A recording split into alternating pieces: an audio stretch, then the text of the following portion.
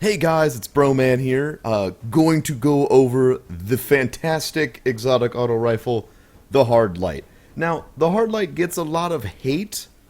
A lot of people that watch my stream are like, why are you using this fucking gun? It's fucking awful. The truth is, it's actually, and I'm under no delusions, it's actually pretty crap when you first get it. The stability is garbage, like absolute trash, and it needs a lot of upgrading to become useful. But once that's done, and you reach its exotic, unique component, the volatile light, it is much, much better. So, a quick rundown of what it looks like kind of when you get it. You're looking at a gun with not a lot of impact, some decent range, and awful stability, but a really high rate of fire and a pretty quick reload. Once you upgrade it a little bit, and I prefer going for as much stability as you possibly can, you eliminate the huge stability problem, so it's actually not that bad. This does eliminate your ability to customize it kind of further into different directions, but it's still pretty great.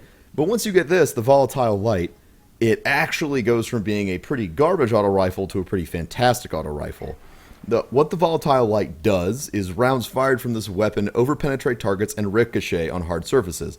Now, what I've noticed is if you're firing through an enemy and they have a flat wall behind them, the bullets will always come straight back at you, hitting anything with a wall behind it twice.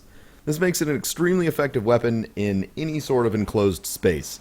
And in open spaces it does alright, although not as fantastic. So let's take a look at how it performs kind of in an open space and in a more closed environment.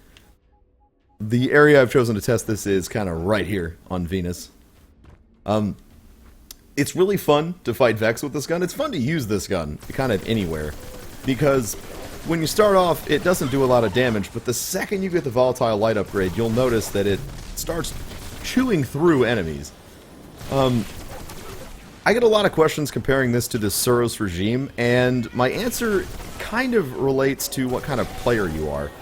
If you are a player that is super accurate and kind of prefers a scout rifle style auto rifle, you're really going to enjoy the Suros regime, because once it's slowed down, you're really dealing with something that's more of an auto rifle, or more of a scout rifle when you're ADSing than something that's actually an auto rifle. But if you're like me and you're a less accurate player, or you just really, really enjoy something that's fun to play with, because I always enjoy things that are fun to play with, you're really going to like the Hard Light. I'll say that when I finally got the volatile upgrade on this weapon, the first time I played with it on stream, the damage difference between pre and post upgrade was so significant I was actually cackling on stream like a banshee.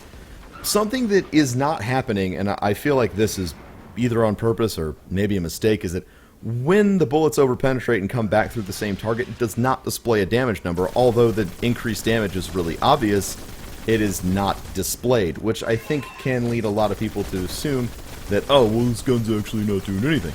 No, it's doing a great job. You'll notice it's chewing through the Axis Minotaurs pretty well, even though we had our nice friend over here with a Atheon's Epilogue to help us out. So if you are in an enclosed space, dealing with any type of enemy, it's actually really good. Enemies in a line are amazing to deal with the Hard Light. It's difficult to find a situation with a large group of enemies where you wouldn't want to be using the Hard Light. Now, the big question is it worthwhile currently in the Vault of Glass, which is kind of like, you know, oh, I'm using my exotics, I want to feel like I'm strong here particularly.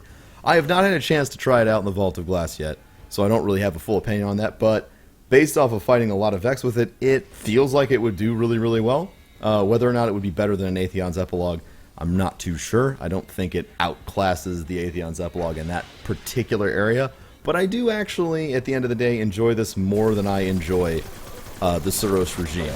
So if you're looking for a really fun auto rifle that is a little bit underrated, I highly recommend leveling up your Hard Light, especially if you've managed to get your hands on one. I got this one from the raid on the Vault of Glass from the chest by the Gorgons.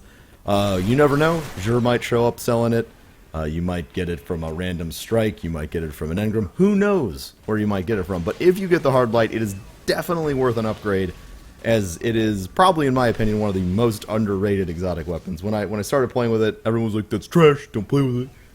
But after leveling it up, it's quickly become one of my favorite weapons to play with. So, if you can get your hands on it, I highly recommend upgrading it. It's really great. Don't sell it short until you've gotten the exotic component of the upgrade, and enjoy using the hard light. Thanks for watching today, everybody. I really, really appreciate it. You're all fucking cute, and I think you're amazing. Make sure to rate, comment, and subscribe, and don't forget that I fucking love each and every one of you.